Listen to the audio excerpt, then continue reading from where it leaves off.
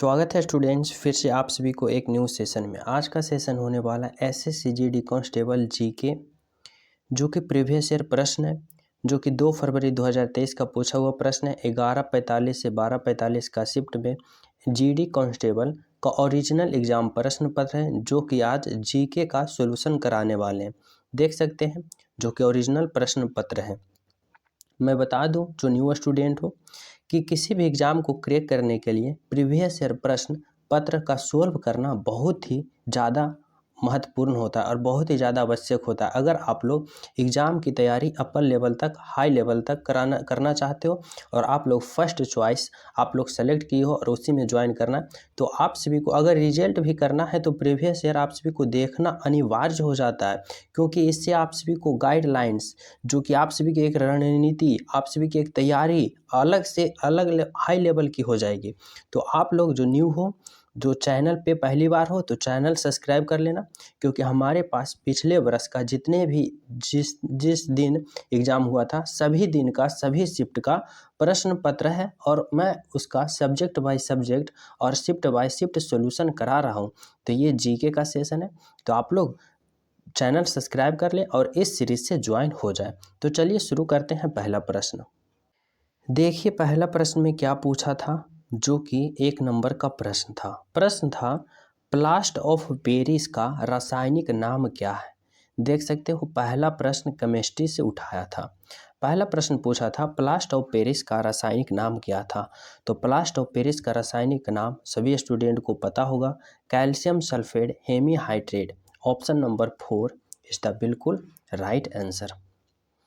अगला प्रश्न पूछा था आप सभी से, जो कि 2 नंबर का प्रश्न है। पूछा था राष्ट्रीय आय की गणना में वर्ष की समय अवधि को ध्यान रखी जाती है। जब राष्ट्रीय आय की गणना की जाती है तो कितने वर्ष की समय अवधि को ध्यान रखा जाता है।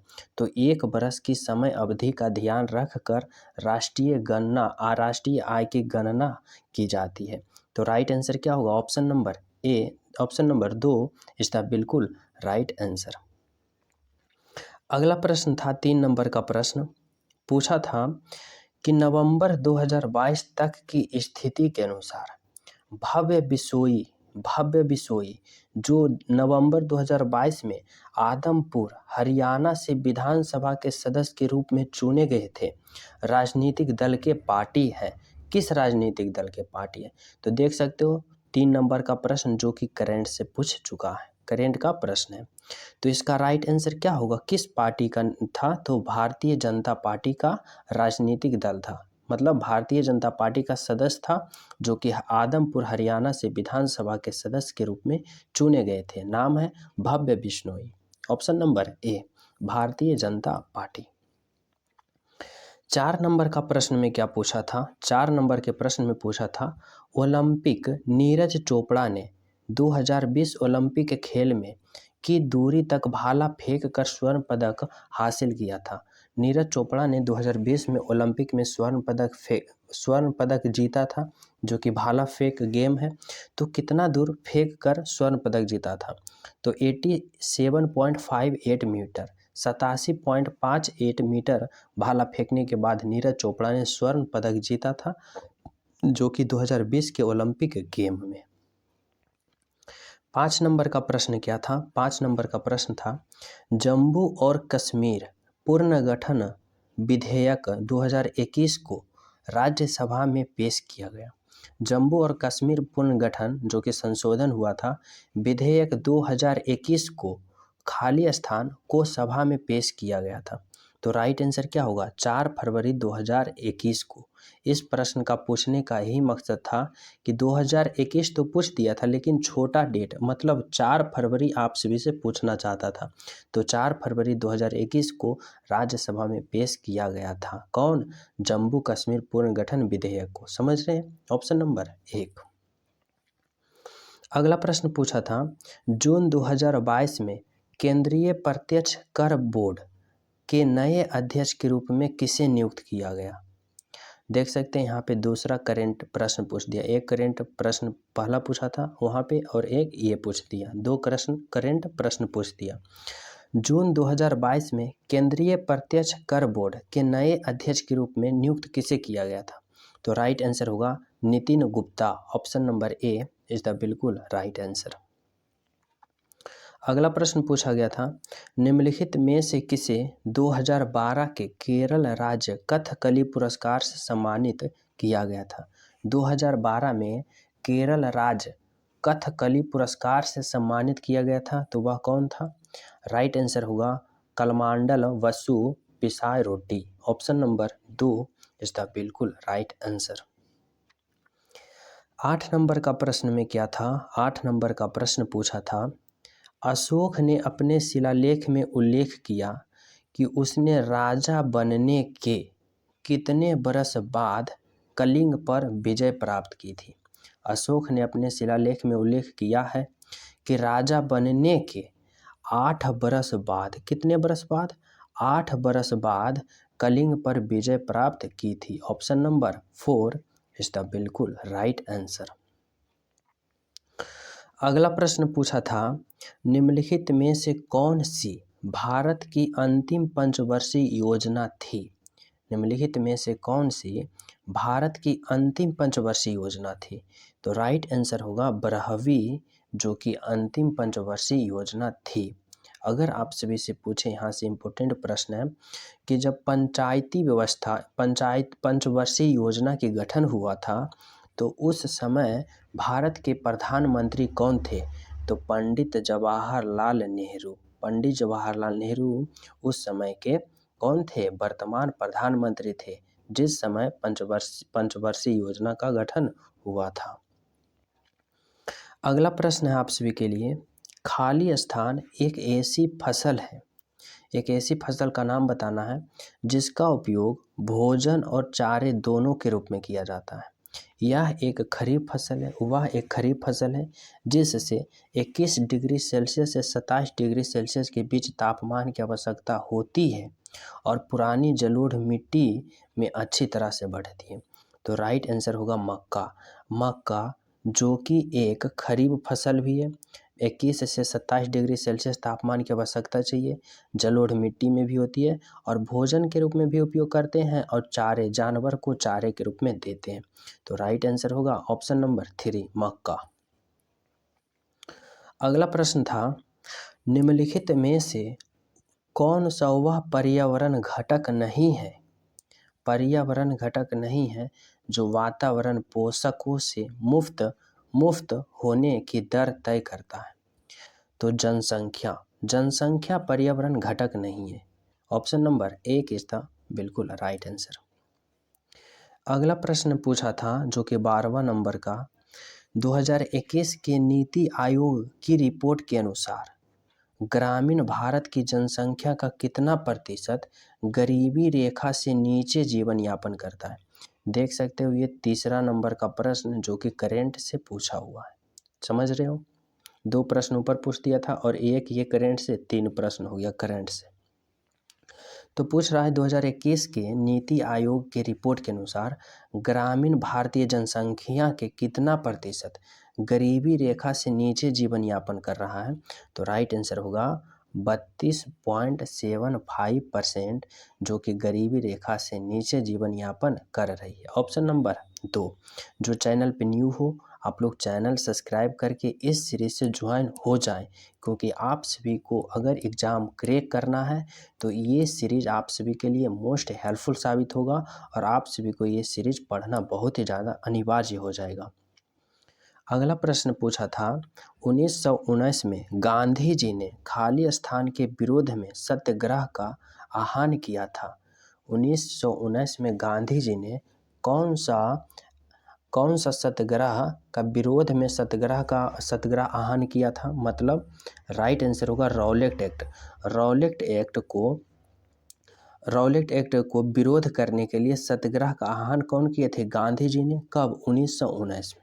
तो राइट आंसर क्या होगा? Option number 3। अगला प्रश्न पूछा था, नेताजी सुभाष राष्ट्रीय खेल संस्था निम्नलिखित में से किस शहर में? तो नेताजी सुभाष राष्ट्रीय खेल संस्था पंजाब के पटालिया में है। ऑप्शन नंबर 3 इज द बिल्कुल राइट आंसर। अगला प्रश्न पूछा था, मूल अधिकार की अवधारणा किस देश से ली गई है? मूल अधिकार की अवधारणा किस देश से ली गई है? तो राइट आंसर होगा संयुक्त राज्य अमेरिका से मूल अधिकार लिया गया है। अगर आप सभी से मूल कर्तव्य पूछ दे तो मूल कर्तव्य रूस से लिया गया है। क्या पता इस एग्ज़ाम में मूल अधिकार पूछा था और इस एग्ज़ाम में आपका शिफ्ट में मूल कर्तव्य पूछ दे। तो मूल अधिकार लिया गया था अमेरिका से और मूल कर्तव्य लिया गया है रूस से। ऑप्शन नंबर रूस। तो इस प्रश्न का राइट आंसर क्या होगा? अमेरिका से लिया गया है। अगला प्रश्न है आप सभी के लिए, रक्षाबंधन भाई और बहन के बीच रिश्ते का भावनात्मक को व्यक्त करने वाला त्यौहार है। 2022 में किस महीने में मनाया गया है? तो 2022 में जो त्यौहार हुआ था रक्षाबंधन किस महीने में मनाया गया था? तो अगस्त महीने में मनाया गया था। देख सकते हो एक प्रश्न और करंट के टपक गया, 4 प्रश्न करंट का आ गया चुका है। तो किस महीने मनाया गया था? तो अगस्त में मनाया गया था रक्षाबंधन 2022 में। अगला प्रश्न पूछा है खुदरा विक्रेता, जो कि इकोनॉमिक्स का प्रश्न है। देख सकते हो क्या पूछा है, खुदरा विक्रेता के लिए गोदाम स्टॉक रखते हैं ताकि खुदरा विक्रेता को जब भी उसकी आवश्यकता चाहिए तो उन्हें सामान उपलब्ध करा सके। तो खुदरा विक्रेता के लिए कौन गोदाम बना कर रखता है या गोदाम स्टॉक करता है? जो थोक विक्रेता रहेगा वही ने ज़्यादा से ज़्यादा मात्रा में अपना सामान को थोक करके स्टॉक करके रखेगा ताकि खुदरा विक्रेता को सेल करे। तो राइट आंसर होगा ऑप्शन नंबर 1। अगला प्रश्न पूछा था, राज्य के महाधिवक्ता की नियुक्ति किसके द्वारा की जाती है? तो किसी भी राज्य की महाधिवक्ता की नियुक्ति राज्यपाल के द्वारा की जाती है। या फिर पूछ दे, ये तो पूछा था राज्य के महाधिवक्ता की नियुक्ति, अगर पूछ दे किसी भी राज्य के मुख्यमंत्री का शपथ ग्रहण कौन दिलाता है? तो राज्यपाल ही दिलाता है। कोई भी राज्य का मुख्यमंत्री हो शपथ ग्रहण राज्यपाल दिलाएगा और राज्य के महाधिवक्ता की नियुक्ति भी राज्यपाल ही करता है। 19 नंबर का प्रश्न में पूछा था कि गंगा नदी निम्नलिखित में से किस जल निकाय में जाती है? गंगा नदी, पहले तो हम जानते हैं कि गंगा नदी निकलती है उत्तरी भारत से निकलते हुए बिहार पटना होते हुए ये कहाँ जाती है? बंगाल की खाड़ी में ये लिप्त हो जाती है। तो गंगा नदी निम्नलिखित में से किस जल निकाय में जा मिलती है? तो बंगाल की खाड़ी में जाकर मिलती है।